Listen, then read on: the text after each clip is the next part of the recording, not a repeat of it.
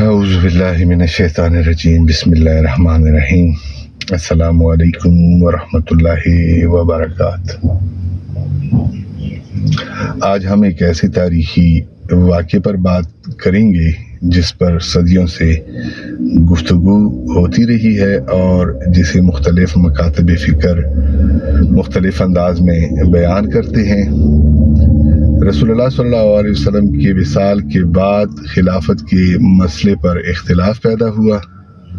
متعدد تاریخی کتابوں میں یہ ذکر ملتا ہے کہ حضرت علی علیہ السلام سے بیعت لینے کے لیے ان کے گھر کا رخ کیا گیا۔ بعض قدیم تاریخی روایات میں یہ بھی بیان ہوا کہ گھر کے دروازے پر سختی ہوئی، جس کے نتیجے میں حضرت فاطمہ الزہرا سلام اللہ علیہا زخمی ہوئی۔ شیعہ ماخذ کے مطابق اسی واقعے میں آپ کو شدید جسمانی تکلیف ہوئی اور آپ کی پسلیاں ٹوٹی۔ آپ کے شکم میں موجودہ فرزند حضرت موسی علیہ السلام کی بھی شہید ہوئے اور انہی زخموں کی وجہ سے کچھ عرصے بعد حضرت فاطمہ الزہرا سلام اللہ علیہا کی شہادت ہوئی۔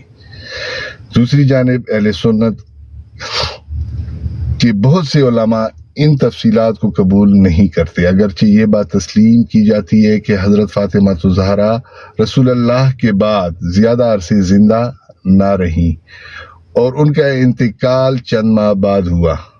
صحیح بخاری، صحیح مسلم میں یہ روایت موجود ہے کہ حضرت فاطمہ الزہرا سلام اللہ علیہا حضرت ابوبکر صدیق سے فدیہ کے مسئلے پر ناراض رہیں اور وفات تک ان سے گفتگو نہ کی۔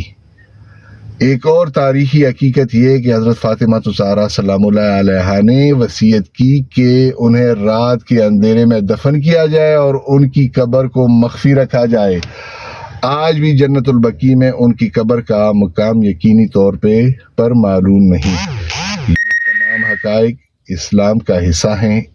ان کا مطالعہ اصل ماخذ کے ساتھ تحقیق اور احترام کے انداز میں کرنا چاہیے تاکہ ہر شخص خود شواہد کی بنیاد پر رائے قائم کر سکے۔ اہم تاریخی مراجع صحیح بخاری، صحیح مسلم، تاریخ طبری، انساب الاشرف، الامامۃ والسیاست، الاحتجاج، الکافی، بحار الانوار علامہ مجلسی کی، تو یہ سب تاریخی کتب میں ان کے حوالے موجود ہیں۔ اگر آپ کو یہ معلومات مفید لگیں تو ویڈیو کو شیئر کریں اور تاریخی کے مستند موضوعات پر ہمارے ساتھ جڑے رہیں۔ شکریہ، والسلام۔